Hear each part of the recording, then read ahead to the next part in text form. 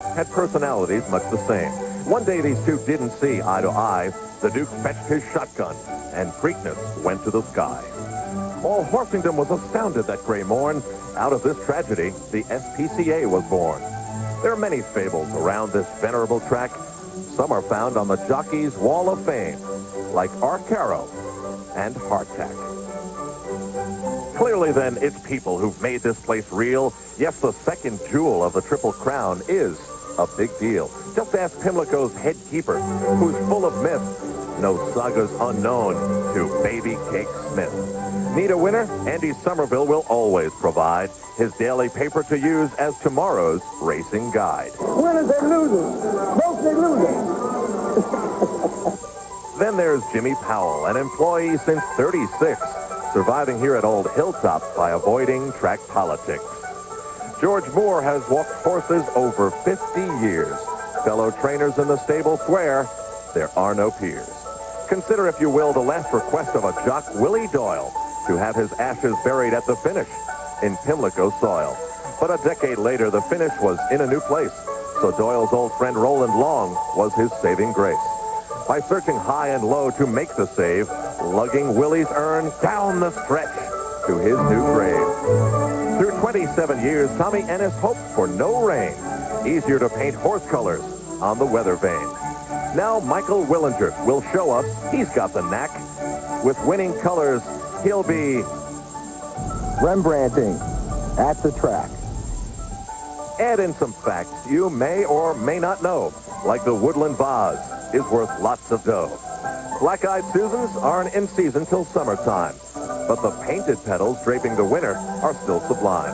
Which brings us to a group that, even though their team did disband, have been playing here 25 years, the Baltimore Colts Marching Band. Proving no matter what, the band and the Harbor City can endure, just like Pimlico and the Preakness, for sure. Quite a poem. I don't think they've ever heard anything like that here at the Preakness Stakes. Jim McKay, I'm Becky Dixon, and I have come now down to the winner's circle to join Jim. Good to be with you. I guess we'll have to name Robbie Cowan the Poet Laureate of ABC Sports. Of the year. Yes. Jim, you know, we talked earlier about what a rough race the Derby was. We had 3 fresh horses in the Preakness today, 3 horses that did not run in the Derby. Will they have a big advantage? Well, they certainly have some advantage, and very often a fresh horse will win the second race of the Triple Crown. But of those horses, the one I have my eye on is called Looking for the Big One. He'll be number 5. He's only run 4 times in his life. That's the rap against him, but he's very fresh. He's very talented. He'll lead the race. Let's take a look now at the odds as they stand at this moment here at Pimlico. Here we go with Bet Twice, second in the Derby now at 5-1. Harriman, the long shot, at 48-1. Phantom Jet at 21-1. Then No More Flowers, another long shot. Looking for the Big One. Moving along. Here we go. Alysheba at 2-1. Gulch 7-2. Avies Copy 21-1. Crypto Clearance co-favorite with Alysheba at 2-1. Back to you, Al. All right, Jim, I'm just looking at past Triple Crown winners, wondering whether Alysheba might just be another. Looking ahead to today on ABC Sports, the Preakness 112th begins at 4:30 Eastern Time on ABC Sports. And tomorrow, Chevy Truck presents the Winston, a very unique NASCAR event which features only NASCAR winners in 3 different segments at the Charlotte Motor Speedway. Now we go to the conclusion of the Western States 100. Triple Crown winner in 1987. Every year it's the same, like a high-stakes game of 10 little Indians. Thoroughbreds on the verge of greatness, perhaps even the Triple Crown itself. In the fall of '86, there were 10 little thoroughbreds racing for the prize. But one of them, Java Gold, was forced to the sidelines for a while and wasn't ready for the Kentucky Derby. And then there were 9. Gone West hit the headlines in the spring, but skipped the Derby to prepare for the Belmont. And then there were 8. Temperate Still won the Santa Anita Derby and went to Louisville for the big one. But a temperature felled Temperate Still, and then there were 7. Talonham won the Flamingo, but injury struck him in Kentucky, and then there were 6.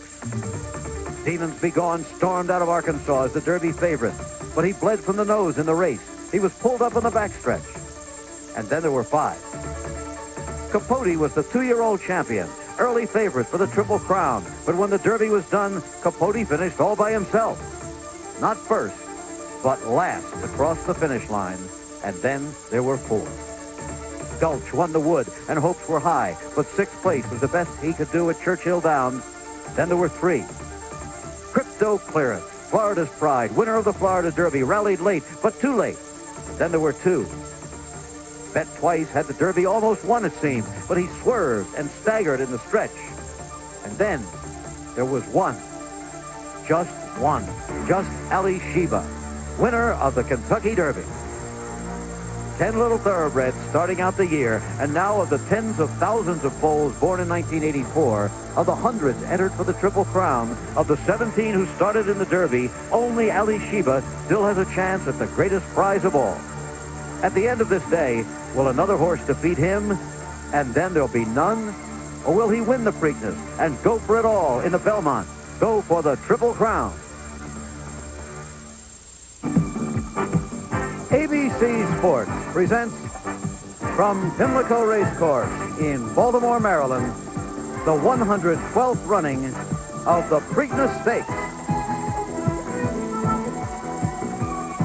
What a gorgeous springtime afternoon it is here in the heart of Maryland. From the all-day party in the infield to the regulars along the rail to the more sedate luncheon in the members' dining room, it's Preakness Day, Maryland's greatest annual occasion. The crowd estimated at more than 80,000 is basking in the sunshine, watching the early races and arguing among themselves, who will it be? Who will win the Preakness? Good afternoon. I'm Jim McKay reporting from Pimlico. We all know, of course, that the Preakness is the second jewel in the Triple Crown, but here in Maryland, they say that the Preakness stands all by itself. I think that the Baltimore poet Ogden Nash perhaps summed up their attitude best when he wrote this couplet when he said, "The Derby is a handsome race of aristocratic sleekness, for steeds of birth to prove their worth, for running in the Preakness." That's about the way they feel around here, and what a Preakness it should be today. A 9-horse field, included in it 5 of the 6 top finishers in the Kentucky Derby, and we would have had the 6th one, except that that horse came down with a minor injury last week and had to be taken out of the race. In addition, 3 other colts. We've got the Maryland-bred hometown Harriman. We've got a mystery horse called Phantom Jet, and we've got one called Looking for the Big One, a speed horse out of the Wayne Lucas barn who just might steal it all. Now let's take a look at the specifics of this 112th running of the Preakness Stakes. The purse, more than $500,000. The distance, as always, 1 mile and 3/16, a 16th of a mile shorter than the Kentucky Derby. The track condition is fast today, although the times have not been too fast or too impressive. The temperature, 73 degrees, wind out of the east at 10 miles an hour. As I said, it's an almost perfect day here in Maryland. Now, there's a new aspect to the Triple Crown this year. The bonus system. 1 horse at the end of the 3 races will get a bonus of $1 million on a point basis. And Alysheba, of course, leads with the 5 points he got for winning the Derby. Bet Twice was second with his 3 points, and in third place, AB's Copy got 1 point. Now, as we said, $1 million bonus for the horse with most points who finishes all 3 races. However, if 1 horse should win them all, and that can only be Alysheba now, remember, he will be guaranteed total prize money of $5 million. There's a lot at stake here this afternoon, and way up on top of the grandstand with a beautiful vantage point is my ABC colleague, Al Michaels. Al? Jim, this reminds me of the Derby in the sense it's a tough one for the handicappers to figure, like a giant jigsaw puzzle. You can make a case for 5 or 6 horses winning this race. There is one very big difference, though. At Louisville, we had a field of 17, which created a rough trip for a lot of the starters, and now we have about half that size. Just a field of 9, 6 of those who come over from Louisville, and then the 3 newcomers. So a field of 9 for the Preakness, and let's take a look at the current odds. And we have some interesting situations developing. Bet Twice was being held at 7-2 earlier today, is now up to 5-1. Harriman is the long shot at 47-1. Phantom Jet, who won here on the grass 2 weeks ago, is 19-1. No More Flowers has little backing, and Looking for the Big One at 13-1. By the way, the post positions and the saddlecloth colors are noted in the box on the left-hand side. So pick your favorite horse, and you can see the silks that the jockey will be wearing today. We have co-favorites. Alysheba is down to 2-1. Gulch is 7-2. AB's Copy, despite finishing 3rd in the Derby, is 21-1. And the co-favorite along with Alysheba is Crypto Clearance. He, like the Kentucky Derby winner, is 2-1. And those are the odds now about 1 hour before post time. To call a race and for the pre and post race analysis, is Dave Johnson. Dave, we talked about the paucity of Triple Crown winners. In fact, no horses won the Derby in Preakness since Pleasant Colony in '81, and in a 38-year cycle, only Secretariat, Seattle Slew, and Affirmed have won the Triple Crown. Why is it so hard for a horse to win all three? It takes a special quality to win each of the races. In the Derby, you have to have a horse with tractability and maneuverability because of the big field.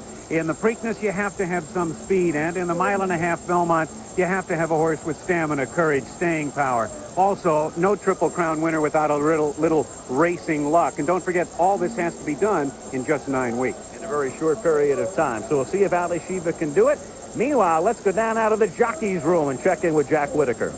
Thank you very much, Al. This jockey room is a legacy of Alfred Vanderbilt when he was president of the Maryland Jockey Club. He thought jockeys should have a little more comfortable place to change their silk.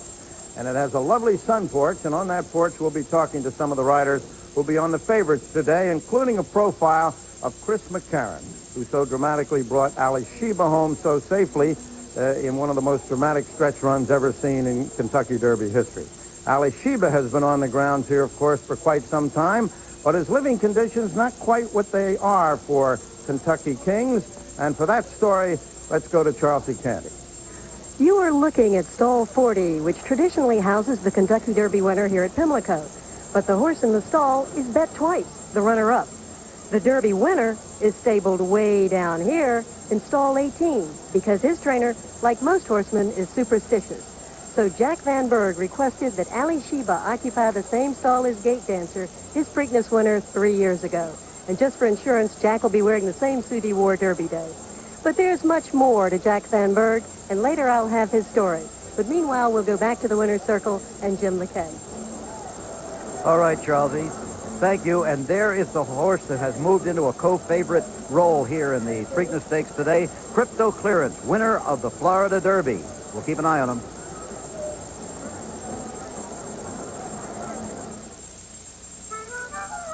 The 112th running of the Preakness Stakes. This ABC Sports exclusive is brought to you by Chrysler. Chrysler believes a luxury car should be a great driving car. At Chrysler, they're driving to be the best. By Embassy Suites Hotel. By Minolta, creator of the incredible Maxim Autofocus SLR system, only from the mind of Minolta. And by the Bartles & James Premium Wine Cooler Company.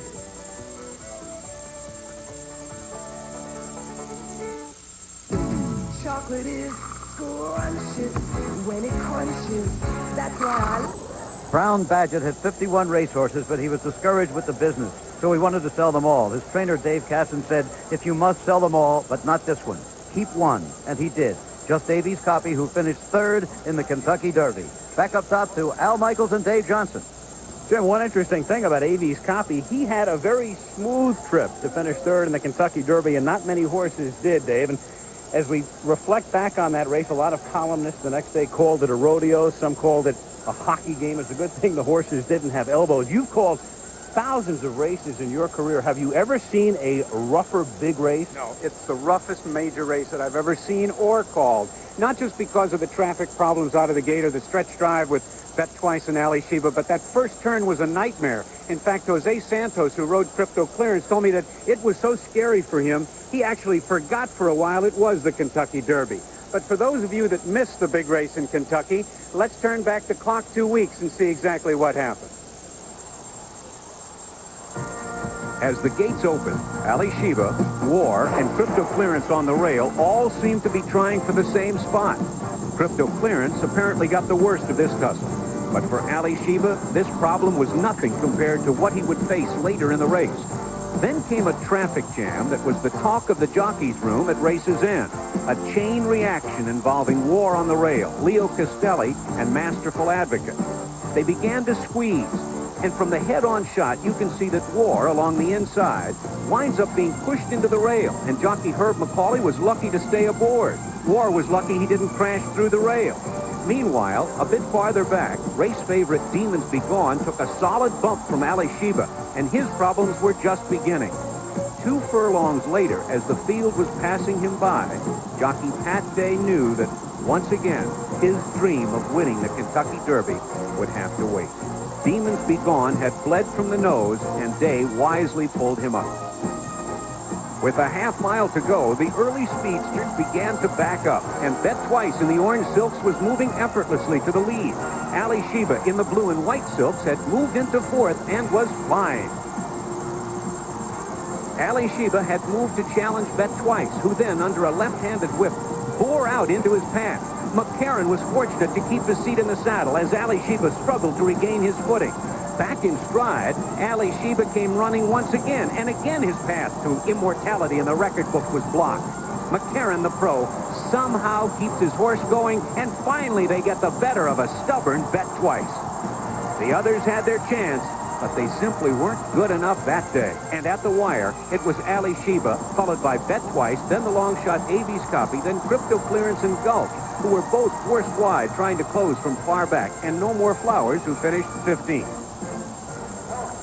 Just to update the Demons Be Gone story, if you haven't followed it, he is still at Churchill Downs, and we did talk today with Phil Hauswald, his trainer, who still doesn't know why the horse bled from his nostrils during that race, but in Hauswald's words, the horse is coming along awfully good. He didn't totally rule him out of the Belmont Stakes, but chances are we will not see him in 3 weeks in New York. However, Demons Be Gone will resume his racing career probably late this spring or early this summer. Dave touched upon the 6 horses that come from the Kentucky Derby into the field today. Now let's take a look at the other 3, the trio to make up the rest of the field in the Preakness. Trainer D. Wayne Lucas sends out looking for the big one today after his 3-horse entry ran disappointingly in the Derby. While the other Preakness starters have all raced in the last 2 weeks, looking for the big one has been off a month since finishing second to Demons Be Gone in the Arkansas Derby. Lucas used a similar strategy with Preakness winner Codex in 1980. Phantom Jet has won 7 of 14 starts this year, including 5 stakes races. Though he hasn't faced top company, he's shown a strong closing kick, as evidenced here in winning the Woodlawn Stakes at Pimlico 2 weeks ago. Trainer Phil Gleaves, who apprenticed under Woody Stevens, expects a top performance from his colt today. Harriman is the only Maryland bred in the field and trains at his owner's farm in Middletown, Delaware. Harriman was closing strongly but just missed winning last week's Preakness prep. His connections are hopeful today's longer distance will suit him. So there are the others, and there is looking for the big one, who has some backing today at 13-1. Wayne Lucas had 3 horses in the Derby, just 1 today. If he's to win, he would probably have to do it wire to wire. And we'll return to Baltimore right after this. I got a feeling for my hometown. When it's time to sell your home, you want action. And that's what you get with the Century Track, taking it from a moribund operation to what it is today for about 3 decades, sold to Frank DeFrancis and his associates. Right now, Lynn Swan is with the 2 men who ran this track for all those years. Herman Cohen, at age 92, still drives his own car to work every day and to Saratoga, New York in the summertime. He's with his younger brother, the kid, 87-year-old Ben Cohen, and Lynn Swan. Thank you very much, Jim. Gentlemen, what we're wondering is, this is the first time you're sitting out watching the Preakness and not as owners, and how you feel about that. Well, we feel like it's very not much different as it was before. I feel I have the interest in it, and I'm very much interested in how it goes now. Ben? Well, trying to get accustomed to it, and I think I will. In the 35 years that you own this track, you accomplished a lot. Of which are you proudest? Well, the putting on the Preakness and making it what it is.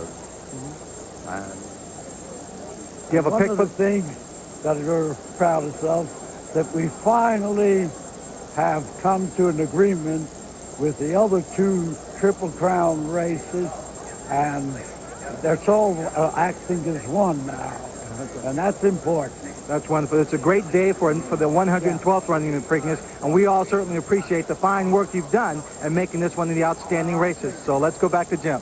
Okay, I asked Herman Cohen what he's going to do now. He said he's going into breeding. He was serious. That means he waits 4, 5, 6 years for a good horse to come along. What is Maryland? These men are pure Maryland to begin with, and Maryland itself is a small state of irregular shape, squashed like the meat in a sandwich between Philadelphia and Washington. But it's a place of pride and history whose heroes and heroines run an unlikely gamut. There was Francis Scott Key in Baltimore Harbor, writing in the early morning, "Oh, say, can you see by the dawn's early light?" Maryland was the writer H.L. Mencken, puncturing the pomposity and pretentiousness of politicians and Puritans. It was Babe Ruth and Billie Holiday, Johnny Unitas, and Brooks Robinson. But through all the years, Maryland has been most consistently proud of a hero called the Thoroughbred. Native dancer of Sagamore Farm lost only one race in his life, the Kentucky Derby. There was the heroic Maryland-owned Spectacular Bid, and the feuded Testimony, pride of the Boniface family of Bonita Farm, flying through the slop to win the Preakness. Today, there's Bob and Jane Meyerhoff's Broad Brush, winner of more than $2 million and still going strong. When Northern Dancer, the world's most famous sire, was retired last month at Winfield's farm, it was page one news in Maryland. It's an exciting state right now, on the move from the Inner Harbor, once an embarrassment, now a major tourist attraction, to the mountains of western Maryland, to the beaches of Ocean City on the eastern shore, to the white sails on Chesapeake Bay, and the crabs and oysters below that made that bay famous. This week, everything has been pure Maryland, like the mammoth party held Thursday night in the old roundhouse at the B&O Railroad Museum. The country's first railroad engine was built right there. When General Manager Chick Lang came to Pimlico to work for the Cohen family, attendance was about 28,000 at the Preakness. Today, it's well over 80,000 and growing. The new governor, William Donald Schaefer, put it this way recently. So why don't we start this year? Why don't we start right now in making this not the same as a Kentucky Derby, better than the Kentucky Derby? Yes, Maryland racing is blossoming, bigger than ever these days. A former international lawyer, Frank DeFrancis, and his partners, the Manfuso brothers, have attendance and handle on the rise at Pimlico and at Laurel.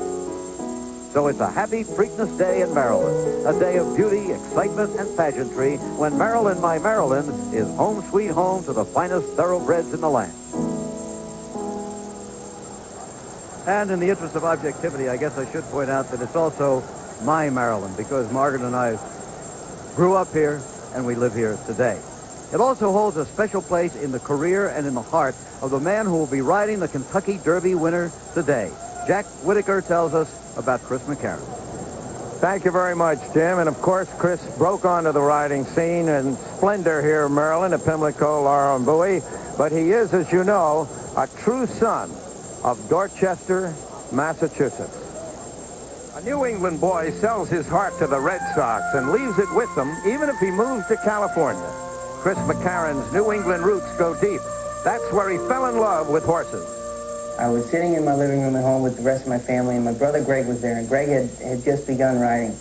And he was cheering for Bill Hartsack coming to the stretch, and he was riding Majestic Prince, and when he came down there the last 8th mile, Greg was just jumping 10 feet off the floor. Come on, Bill, come on, Bill. And I was distracted from watching the race by watching Greg, and it was just an unbelievable thing to see somebody so excited about a sporting event. And I've been hooked on it ever since. So Chris followed brother Greg to Pimlico, where his real education began. That's when I met my wife, Judy, and she was a groom at the time. And I went back and finished school, graduated in 72, and came back on the racetrack, and I've been on it ever since. I was a groom and a hot walker all throughout 1972, began exercising horses down in South Carolina for O.E. Cleland the first week in January of 73. And then I rode my first race on January 24th of 74. In 2 weeks, Chris had won his first race. He then went on to win a record total of 546 races that year, and the Eclipse Award as the outstanding jockey in the nation. He was no flash in the pan. He followed up his sensational rookie year with more consistently fine performances and established himself firmly as one of the top riders in the world. He won another Eclipse Award along the way and moved from the Maryland tracks to the California circuit, where he held his own with the Bill Shoemakers and the Lafitte Pincards. Last year, after finishing second in the Derby on bold arrangement, Chris took his first mount trained by Woody Stevens in the Belmont, and on a wet and slippery track, urged Danzig Connection home first to give Woody his record 5th straight Belmont Stakes. And life was sweet for Chris McCarron.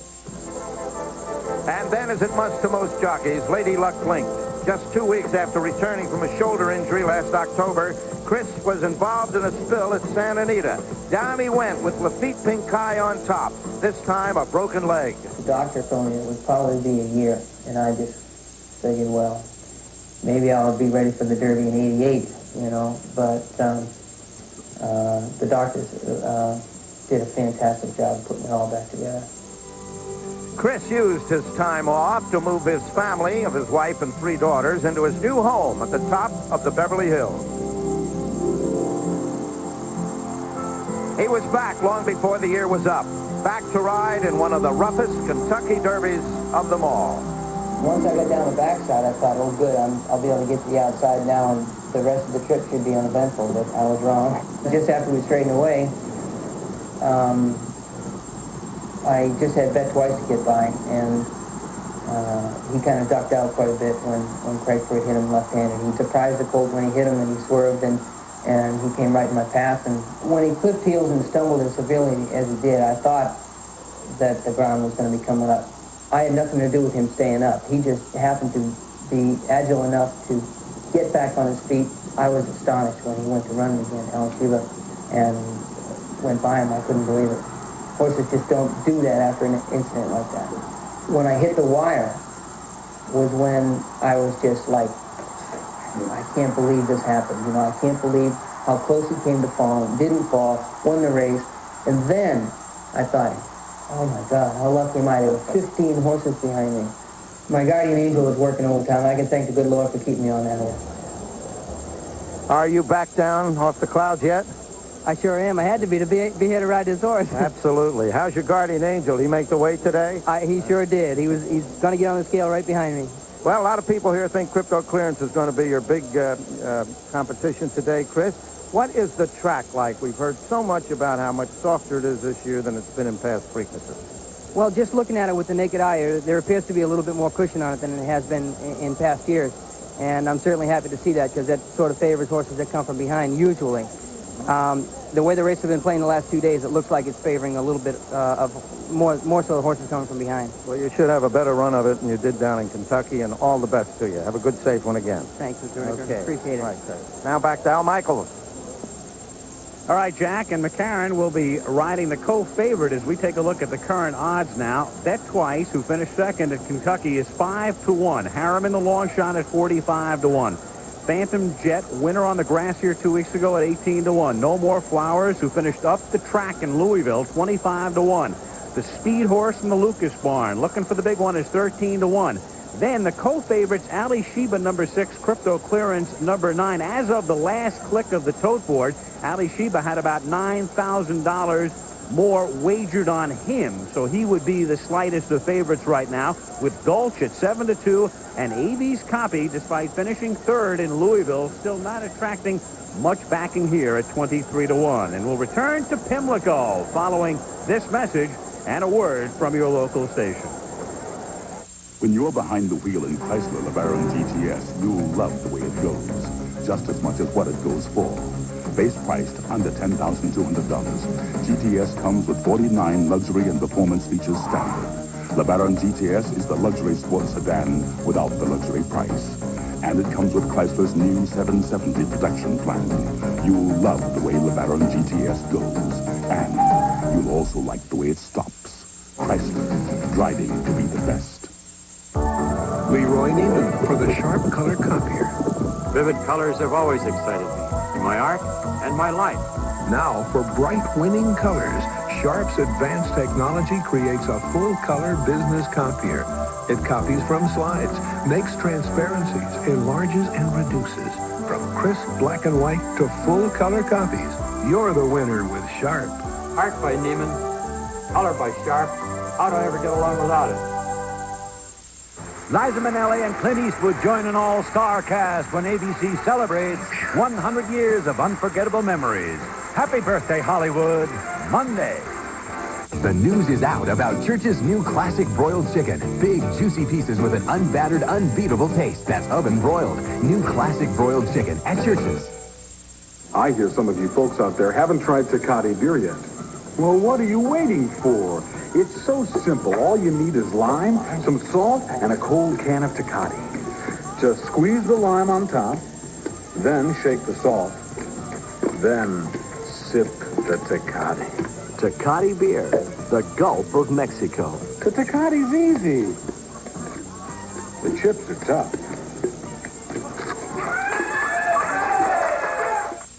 As a writer, I love the written word. As a member of our society, I depend on it. We all do in countless ways every day. Next time you're in a bookstore enjoying your ability to read, give a little to share that gift with the millions who can't read. Your change can change your life. Give the gift of literacy. Devil at 4 o'clock, Sunday at 10:30 on 24.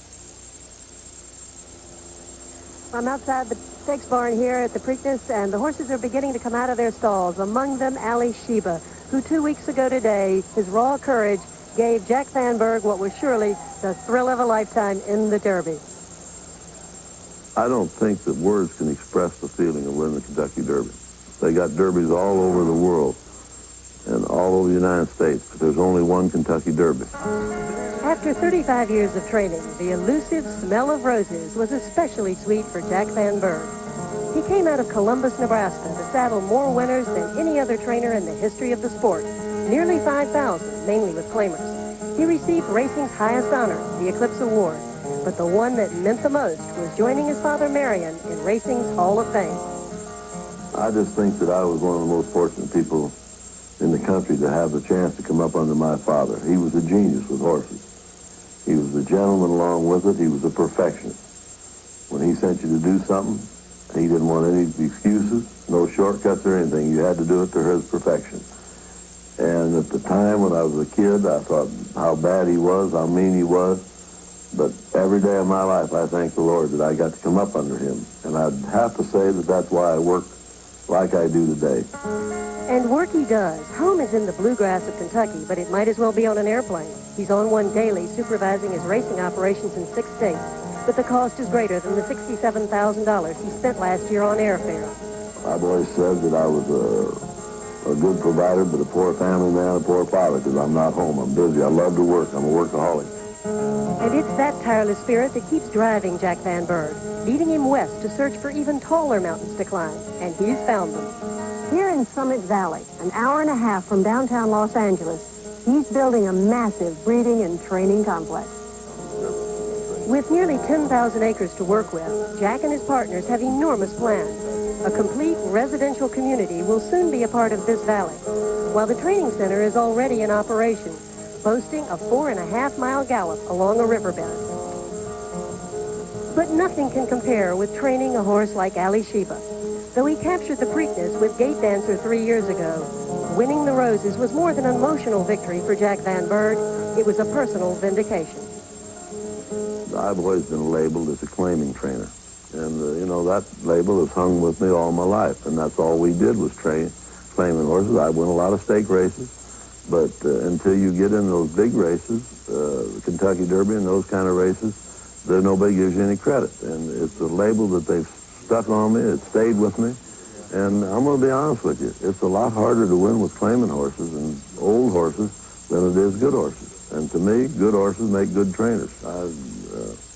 You get a horse, like I told you after this horse won, I know that he's a top horse because he overcome my bad mistakes in my training. So he's made a hero out of me.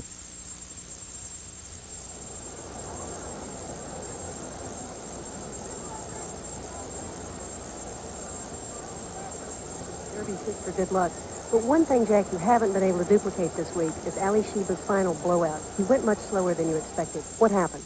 Well, Chelsea, we're shortening up this race. We're going a 16th of a mile shorter. You know, the Kentucky Derby is a grueling race for any 3-year-old, a mile and a quarter that early in the year. So you have to bear down on a horse pretty hard to get him fit enough to go. He had his bluegrass race 9 days in front off of just 2 races since last December that was very easy races for him that he really, he had an entrapped epiglottis. He didn't run that much. So he run big in the bluegrass. He was fit. He run bigger in the Derby. He got his there. And to me, the thing to do to keep him this next 2 weeks is just to keep him sound and keep him healthy and keep him feeling good. I figured he'd go in 48 on the track. The track is somewhat slower than it's been in previous years. I cautioned Steve a little too much to not go too fast. If I'd have went in 46, I can't put that back in him. And I know that he's fit enough, so I know that all the sports writers and everybody have been wondering because he worked slow that something was wrong. But this horse is just as healthy as he's ever been. He's sound. He's perfect. If he's not run a good race, it's because something's taken out the inside of him that, is not visible from the outside, because he looks the part. I think he's done better up here than he's done at any time. I blowed him out this morning just like I did at Derby morning. He went 3/16 a mile, and he was full of himself and stretched out. And Joe, my assistant trainer, and he gets on him all the time. He said, Jack, this horse is just as good or better than he's ever been. Well, all is left now but the proof. Lots of luck to you, Jack Van Berg. Thank you, Jack. Thanks for being with us. And that's about the end of the action here in the stable area. The horses are headed over to the infield saddling area, and Jim McKay is close by. The owners of Alysheba, the Derby winner, are a fine family from Midland, Texas, named Scarborough, although it's spelled a little bit differently than that. They're the horses starting over. Let's go to Lynn Swan with Clarence Scarborough. Thank you, Jim. That's right, from Midland, Texas. And I've got to ask you, how has it been since you won the Kentucky Derby, handling all the excitement? It's probably much like it was for you when you won the Super Bowl. It's very exciting. Yeah. Now, with the anticipation, you're coming up into the Preakness, you've got a chance to go for the Triple Crown. Is it a little tense moment for you? Yes, it is. Very tense. Well, how do you handle that? Not too well, I'm afraid. No, it's great. The people have been so good to us here, and it's a beautiful day at Pimlico, and we're very happy. Thank you. Now, Dorothy, you and your daughter Pam own this horse. Can you tell us how you decided to buy this horse? Well, Mom has raced horses with her sister after her father died, and for quite a few years, and then it sort of petered out for a while, and I knew that it was something that she always wanted to get back into. So I sort of threw my hat in and said, well, I'll go in with you, and we did. So just sort of took it off from there. Well, congratulations to you. I know Midland, Texas loves the fact that you've got a Kentucky Derby on your belt, and we're all excited looking at this horse, possibly a Triple Crown under his belt after this race on its way. Thank you very much. Jim? Okay, there he is, the Kentucky Derby winner, the only horse here with a chance to win the Triple Crown in 1987. Will his colors be painted on that horse? We'll find out shortly. The 112th running of the Preakness Stakes. This ABC Sports exclusive is brought to you by Bud Light. Everything else is just a light. By the American Express card. Membership has its privileges. Don't leave home without it.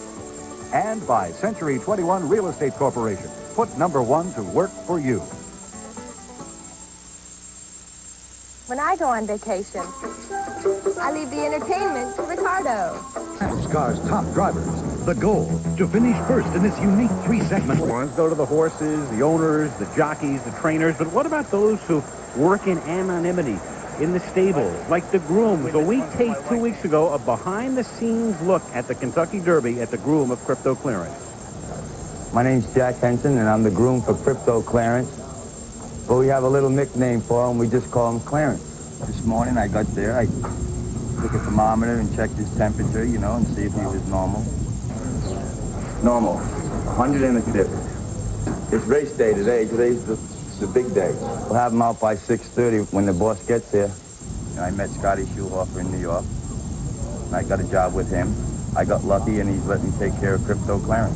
When you groom a horse, you learn. You just watch a trainer train. You might pick up his habits. The groom will do what the trainer wants him to do. It's all up to the trainer. He's the boss. You got a 3-year-old that'll run in the Kentucky Derby, you have a great horse. If I won the Kentucky Derby, I think it would be the greatest thing in my life. If you have a bad groom in the stall, you're in trouble. Because the horse is in there 23 hours a day. If he's not happy in there, he's not happy nowhere. If you have a happy horse, you have a running horse, I think. It's 10:30, we just give him his lunch. And my boss had told me to pull the hay. We just give him a little oats and a little, little sweet feed. And all we hope now is he eats everything in the tub and go and lay down for a few hours. Relax. Then all they have to do now is when they get ready to call him over, put on a couple of racing bandages behind, put the bridle on him, clean him up, and bring him over there for the roses. Easy game. Easy game. You've done this all before. You've done this all before, Big Daddy. Ain't nothing to you. How many? We're all happy right about now about Clarence. He's come up to this race super. We've done everything we can do to him now. It's all up to him and the jock and a little racing luck. Just go easy, Bobby. Oh, beautiful, huh? All right, we got to get him. He handled it great. He's taking it all good, right? Yeah. Look at him. All right, Clarence. I hope we don't get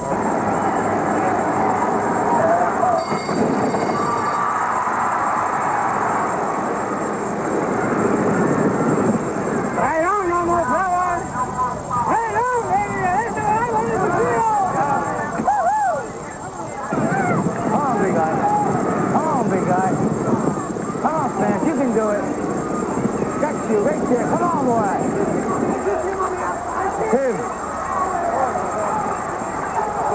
Oh, Clarence. Oh, Clarence. Get the money.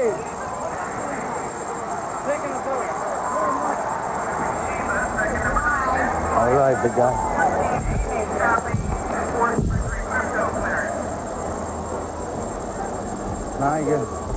He's a good horse, boy. He's all hot. Still a champion. We'll get him in the Preakness. And he is, as you look at him live, the co-favorite now in the Preakness as post time is approaching, and we take a look at the odds, and not much change since we came out on the air. Bet Twice is 5-1. The long shots, then Harriman, Phantom Jet, and No More Flowers.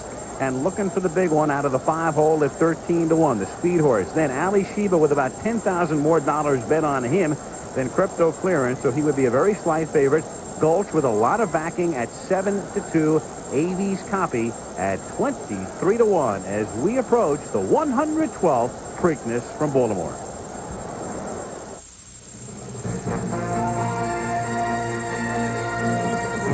One word distinguishes the American Express card from the others. Member. I hear the choreography. To us, Mr. Ryan is a member. So excited. And at American Express, our card members are entitled to a world of privileges. Bruce on the right with the brilliant young jockey Jose Santos. And that horse has a lot of backing. That horse right now at 2-1. You know, just kind of get him out of the gate, get him to run it. And use your own judgment for that. That's about all I can tell you. Try to save a little ground and get the job done. That would be the best thing done there. And pretty simple and direct. As we do a little eavesdropping on the number 9 horse. Al Michaels and Dave Johnson back up on the roof. Let's talk about 5 of the horses that have a real decent chance to win today's race. And let's begin with Crypto Clearance. And there were those who alibied for him and said he had the number 1 hole, got squeezed back in Louisville. That hurt him, though he did come on with a rush. And today, all of a sudden, he is working out of the 9 spot, the outside hole. Well, he does his best running on the outside, and he didn't get that opportunity in the Derby. He has it today with that outside post. He can just be away and clear, and I think he's going to be very dangerous. Another horse with a great chance starts from the pole. That's Bet Twice, but which Bet Twice will show up today? He's been an erratic horse. Well, on the plus side, he had post position 14 in the Derby. He was used often and early. He might have a little bit more left today. He figures to get a trip, maybe saving some ground along the inside. But on the negative side, Craig Perret, his jockey, said that he wasn't tiring through the stretch when he was weaving in and out. He was just shying away from people and balloons in the infield, but he's got that again today. Then there's Alysheba, who did such a magnificent job to maintain his balance, come on in the stretch. Those who denigrate him, though, say it was the slowest Derby in 13 years, and they also look at that work the other day, 50 3/5 for a half mile. What'd you think of that? It was a little too slow for me, especially when you can compare that to his pre-Derby work, which he went a half mile in 47 seconds. He has several hurdles to overcome today and on to the Triple Crown. By the way, I think I said it was 9 weeks in the Triple Crown. It's actually 5 weeks from the time they run the Derby to the time they cross the finish line in the Belmont. And this is Alysheba's 3rd race in just 23 days. He could be body sore from that contact in the Kentucky Derby. But again, that workout worries me the most. Boy, he is kicking and playing out there in the infield. Certainly a fresher horse is the speed horse looking for the big one. Note they put a G in there. There is no G. It is looking for the big one. The D. Wayne Lucas horse, Gary Stevens. Looking for the big one is a horse that did not race as a 2-year-old. He raced 4 times in a 34-day period, but he hasn't raced in a month, so in a way he does come in freshest of all. He has the freshest edge, and he's the only one who hasn't raced in the last 2 weeks. The rest of the field also, not only have they been racing, but they've been shipping around from track to track, and I think that really does help looking for the big one. And the reason that there's no G in it is because the Jockey Club only allows 18 letters, so that's the limit. No spaces, just 18 big ones. Let's take a look at a horse with just 5 simple letters, and that's Gulch. And the story here is that Shoemaker rode him in the Derby. He was taken off, and Angel Cordero is back up on number 7. Well, a little backstage drama, Al. As a 2-year-old, Cordero rode Gulch in all of his races. On Flamingo Day, well, Gulch finished 4th in the Key West Stakes, and then Angel won the Flamingo with Callanum. Jolly criticized Cordero's ride in the Key West on Gulch. So it really is the peacemaker, Peter Brandt, who says we're going to go with Gulch today, and Cordero's going to ride him. Pick a winner? I like Crypto Clearance. I need a long shot after the day I've had. Give me looking for the big one. And we'll be looking to come back to Baltimore right after this.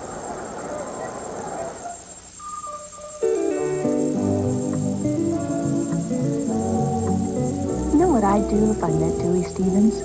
What's that?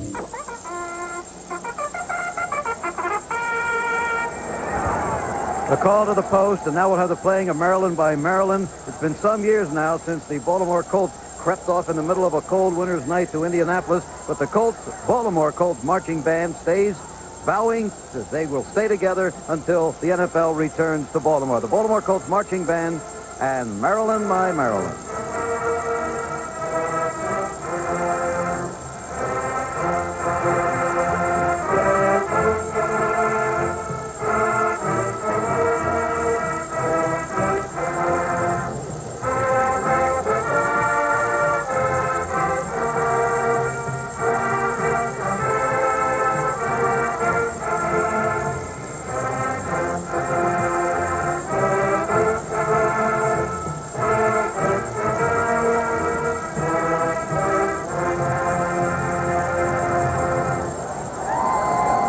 Now let's meet the contenders in just a moment for the 112th running of the Preakness Stakes before some 86,000 people at Pimlico. Number 1 is Bet Twice, second in the Kentucky Derby after that staggering trip down the stretch. Trained by Jimmy Kroll, owned by the Levy family, led by Bob Levy. Craig Perrette is the jockey, does most of his riding in New Jersey, and you see that the odds are 9-2 on Bet Twice, a son of Sportin' Life. Bred in Kentucky by Will Farish. Number 2 now, the local favorite, Maryland-bred Harriman, the son of Lord Gaylord, who stands at Duck and Glennie Martin's farm not 15 minutes from this racetrack, owned by the Bayard Sharps of Delaware. And he is, in fact, named after Averill Harriman, but 40-1, he's the long shot in the field.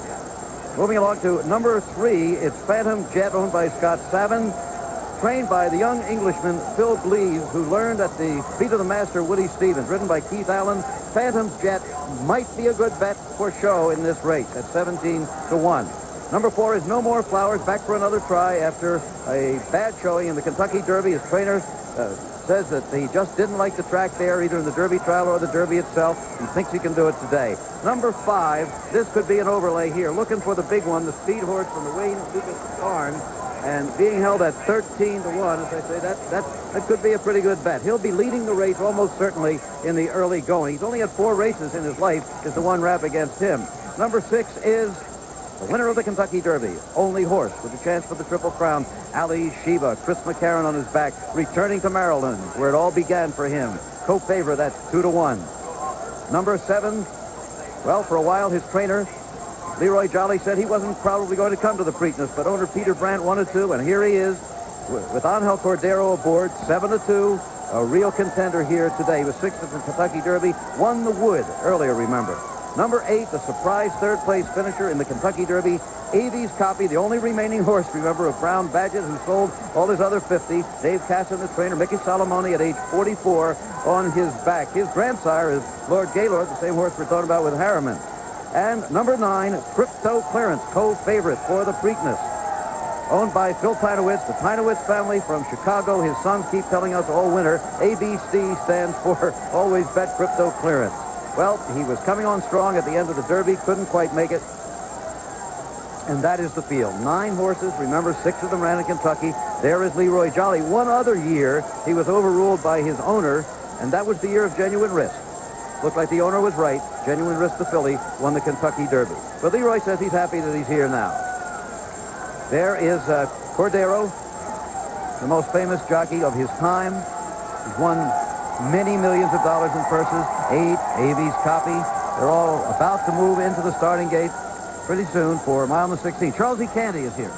Jim, what I must say, being in the infield and watching these horses saddle, they were the most collected group in the infield. Their demeanor was wonderful as they were being packed up. The bands, the crowds, bothered not one of them. And secondly, especially since we have 6 horses left over from the Derby, they all look in such tremendously good physical condition. Not one of them seems to have suffered from the grueling trip they had down to Louisville. They all look good. Even little Crypto Clearance, who tends to be a little on the light side, he may have even gained a few pounds. Which is very unusual for horses coming into the second leg of the Triple Crown. Usually somebody's staggering in there. It's a tough road through these 3 races, but they all are in good shape.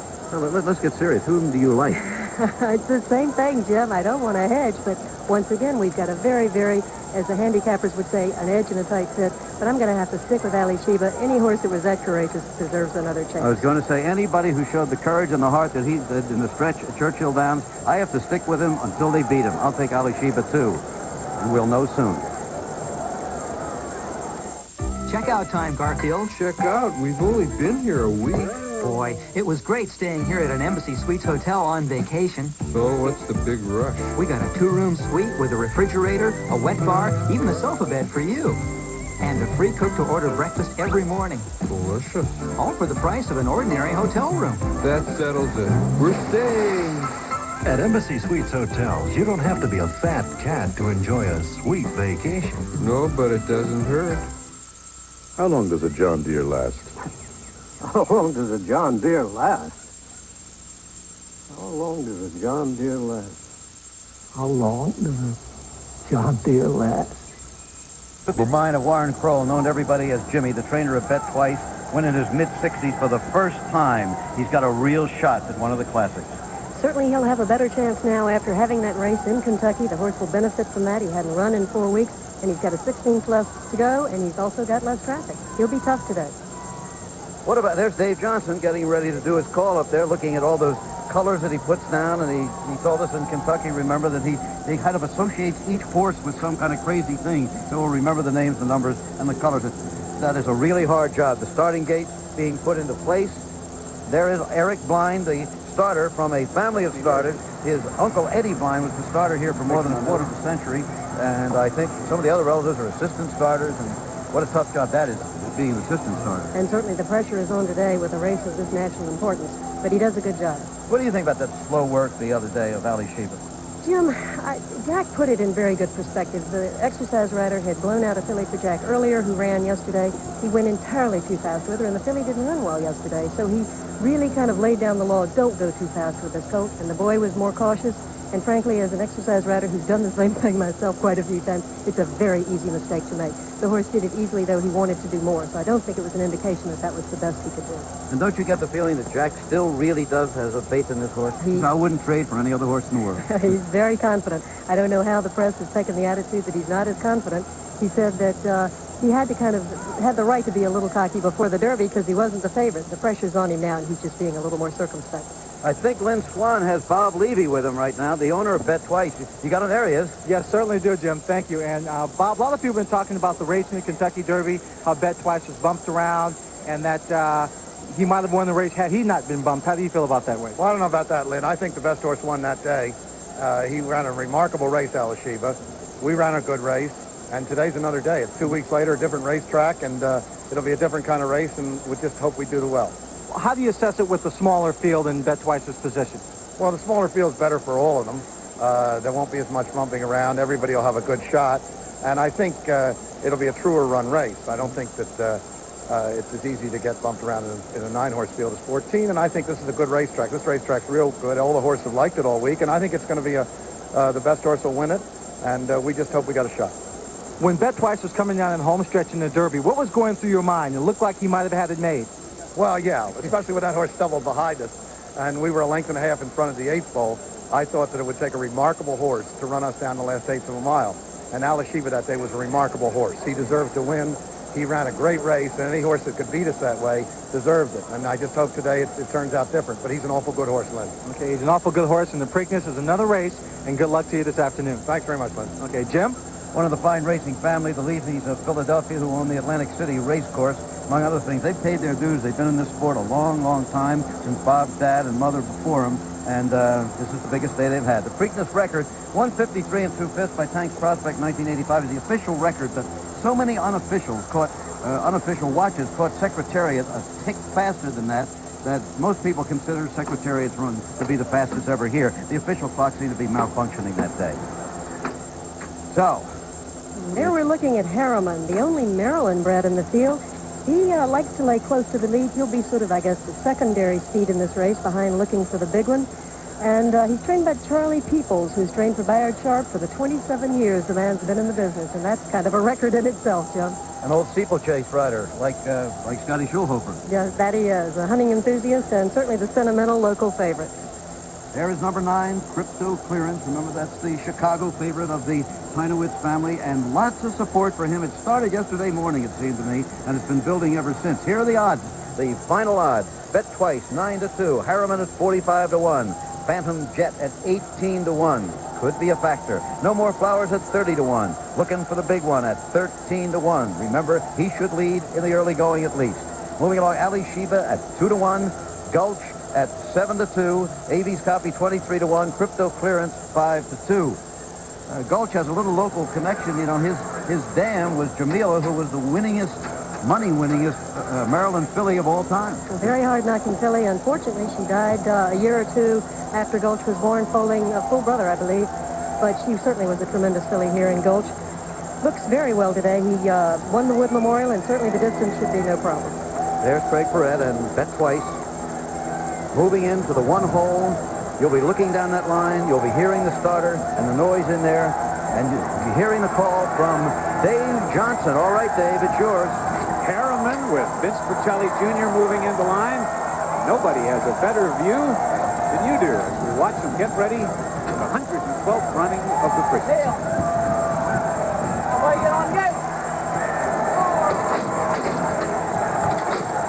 Okay, everybody take it easy now. Just 3 more to move in. Everybody acting very nicely. Starter blind is ready to send him on the mile and the 16th route of the Preakness. Donnie, thanks spread and fun. And now Gulch is in. Crypto Clearance, who was watching in the Derby, is not this afternoon. That might be a physical sign that he is ready. All in line. And they're off. Toward the inside, Harriman goes for the lead, but from the middle of the pack looking for the big one. Now charges up quickly and takes the lead by a neck. Harriman along the inside is second. Those two duel. 2 back at the rail. Bet Twice is racing third. No More Flowers surprisingly up fourth on the outside. Then it's a gap of some 5 lengths to Phantom Jet, who's in fifth. Alysheba, the Derby winner, is sixth on the outside. Avies Copy is racing seventh.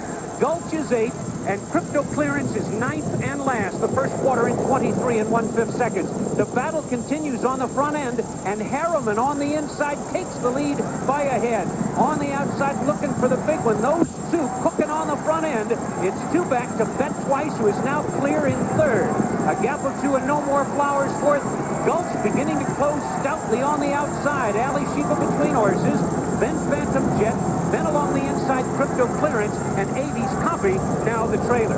As they race down the backstretch, it's still the top 2 racing as a team, looking for the big one on the outside. Harriman at the rail, a gap of 1.5 lengths, and Bet Twice is poised on the outside third and ready to move on the leaders.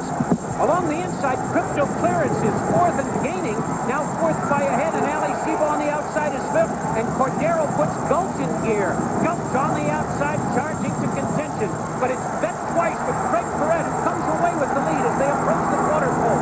Now Bet Twice has it by a head.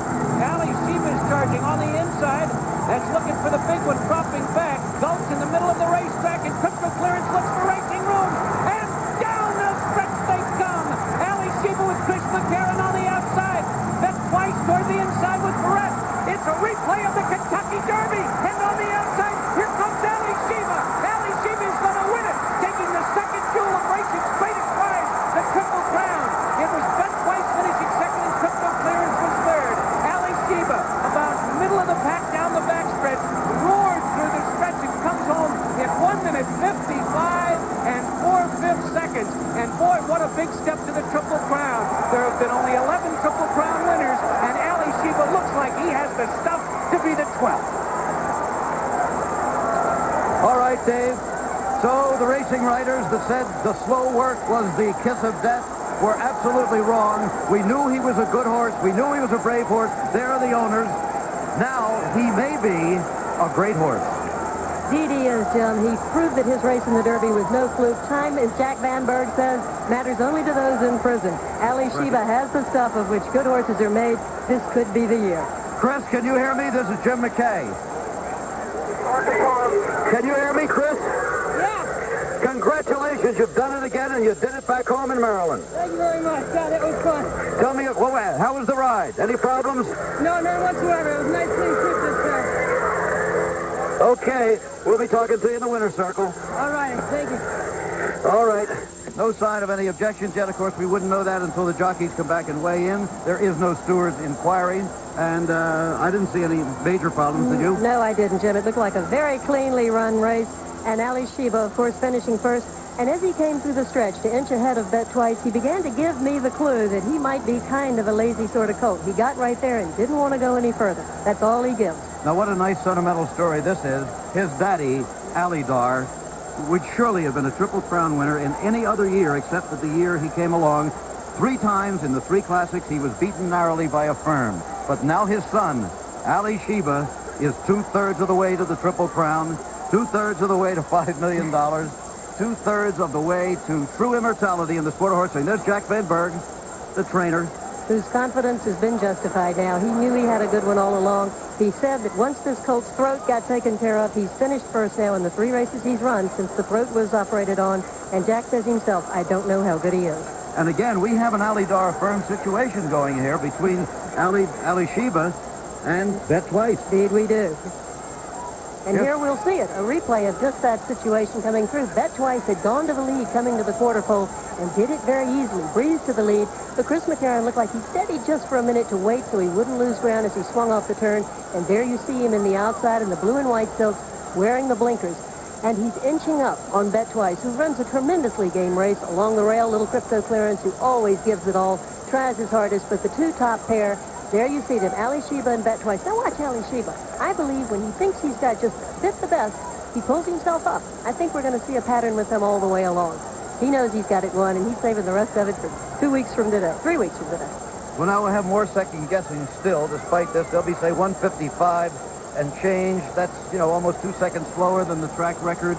But I tend to concur with Jack Van Berg. The only time matters in racing is when you're serving it. Track conditions vary so much, and the nature of the race varies so much.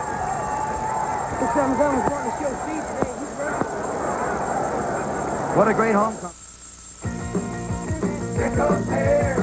As long as summers have been hot. Still unofficial as we're back live from Pimlico, where Alysheba is now just 1 step away from becoming the first horse since 1978 to win the Triple Crown. He is the first horse since 1981 to win the Kentucky Derby and the Preakness, and we have him isolated all the way. And early on, he'll be back in a pack of 4 as looking for the big one, and Harriman set the early pace, but he's well positioned by McCarron as we take a look at the winner of the Preakness, number 6, Alysheba in isolation. And he'll be easy to follow because he's got those Jack Van Berg purple blinkers on, as you see right there. Now, Gary Stevens just bounces out to the lead with looking for the big one. There's Phantom Jet, the 3-horse. But McCarron is not in any rush to get up real close at this point. And he doesn't have to think about the same conditions that existed 2 weeks ago. Again, the field of 17 in Louisville. But here he has a lot of racing room in this field of 9. And around the first turn, no chances, no trouble, no chain reaction like the last Triple Crown race. McCarron biding his time and sitting through the early fractions of 23 1/2, a rather slow 47-1 for this bunch, considering that there was a speed duel on the front end as Harriman right up there with Bertelli and looking for the big one. But there's the big move by Alysheba. There he goes, and alongside with him goes Gulch, number 7, and as you can see, Crypto Clearance, and the three of them running in a pack. Santos is excellent at saving ground and moving up, finding the room, and he is doing just that with the 9-horse right there. And as you can see, Cordero doesn't want to get too tight into too tight quarters, but he's content to let Bet Twice sprint out there, and there with the checkered silks, McCarron is on the move again. And so is Santos there, threading his way past Harriman, and there goes Gulch with a big move on the outside. Looking for the big one, and the blue cap is going to drop back. But as the jockeys like to say, at about this point, you begin to ask the question, and he gets the right answer. And here he comes again, and as was the case in Louisville, this time, of course, without the jostling and the bumping and the physical contact, he's able to take the measure of Bet Twice as they come down the stretch. McCarron is going to wrap this colt a couple times right-handed, right about there. Watch him switch the stick to the left hand and get a little bit more out of him as he passes again. A very stubborn Bet Twice. What a great confrontation this is now. And the son of Alydar, who finished second to Affirmed in this race. So Alysheba brings it home for the old man. Alydar's son wins the Preakness. And there he is by about 3/4 of a length. The result is still unofficial, with Bet Twice again finishing in second position.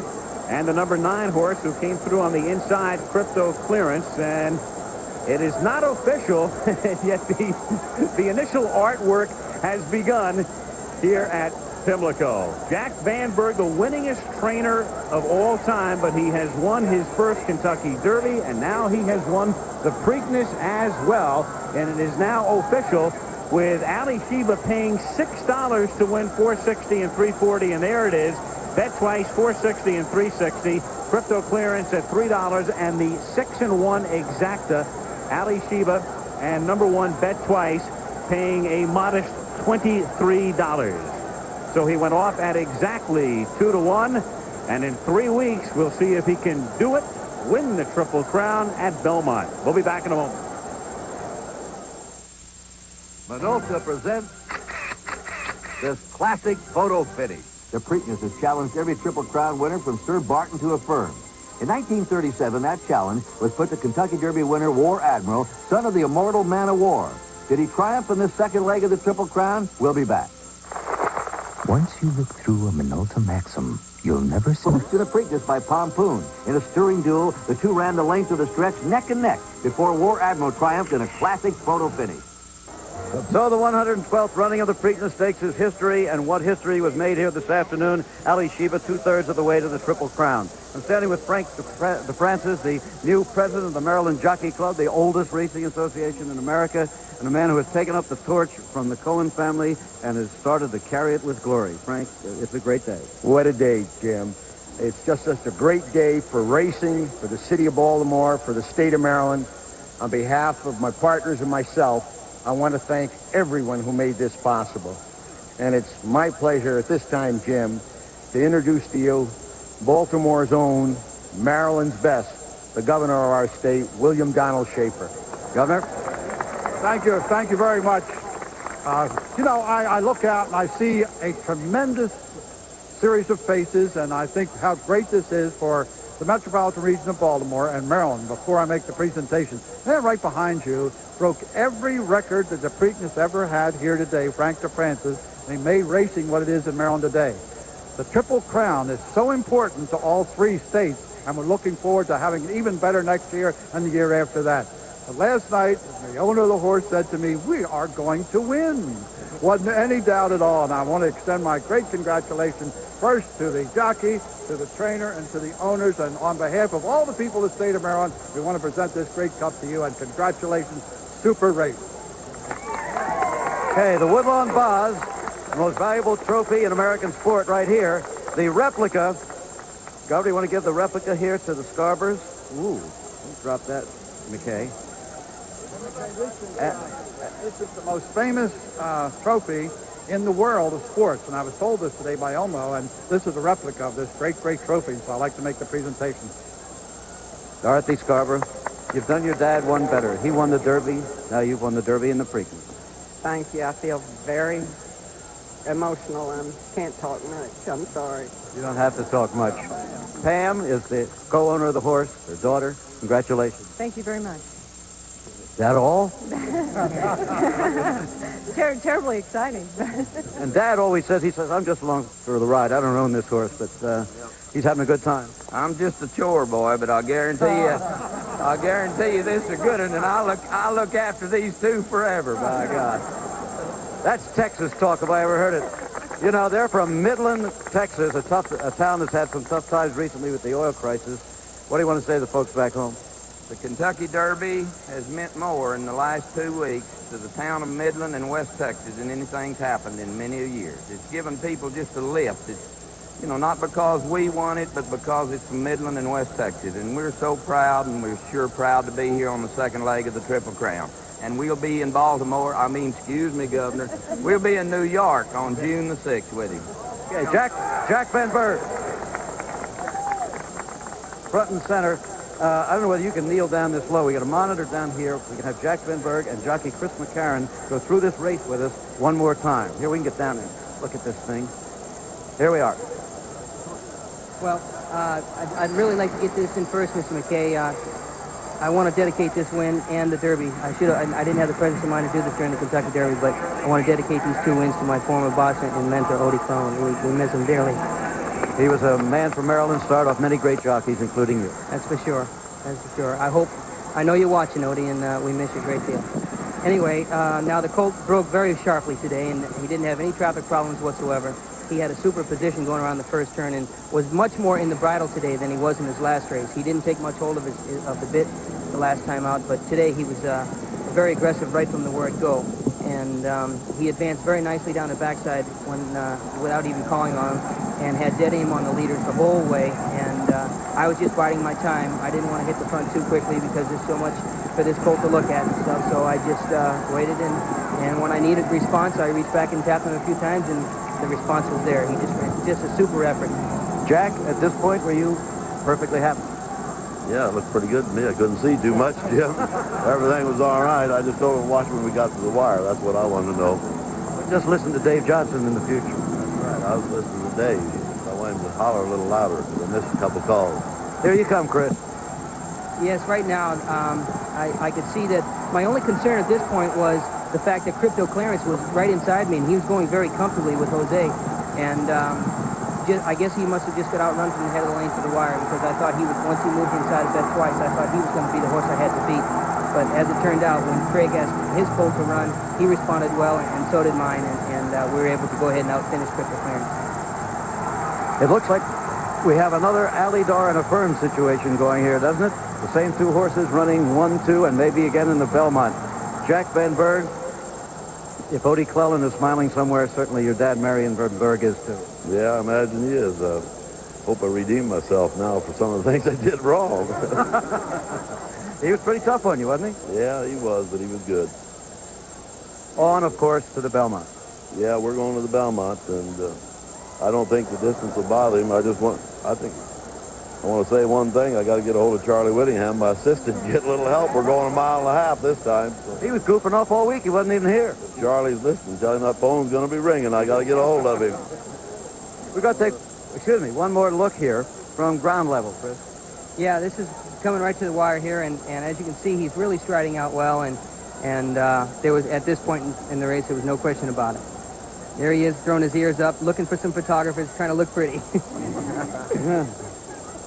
Well, I noticed in the saddling enclosure, he was kicking up his heels. He just looked like he was ready to go, and it turned out that he was. And so for the Scarboroughs of Midland, Texas, and the Van Bergs of Nebraska, and Chris McCarron of Massachusetts, Maryland, and California, congratulations. What a wonderful day, and a wonderful day for the state of Maryland. Here is the complete order of finish now, final and official. Alysheba, Bet Twice, Crypto Clearance, Gulch was 4th, AB's Copy was 5th. Moving on, Phantom Jet was 6th, Looking for the Big One 7th, No More Flowers was 8th, and Harriman, the local favorite, was last.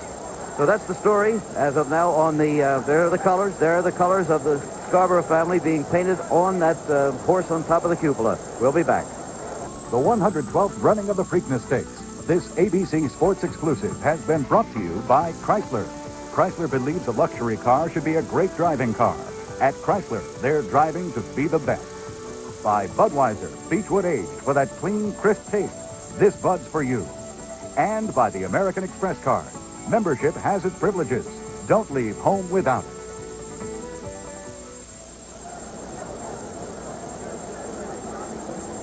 There again is the Woodlawn Vase, and let's check up on the point situation for that $1 million, possibly $5 million bonus situation. Now, Alysheba has 10 points, winning both the Derby and the Preakness, but Bet Twice has 6 points.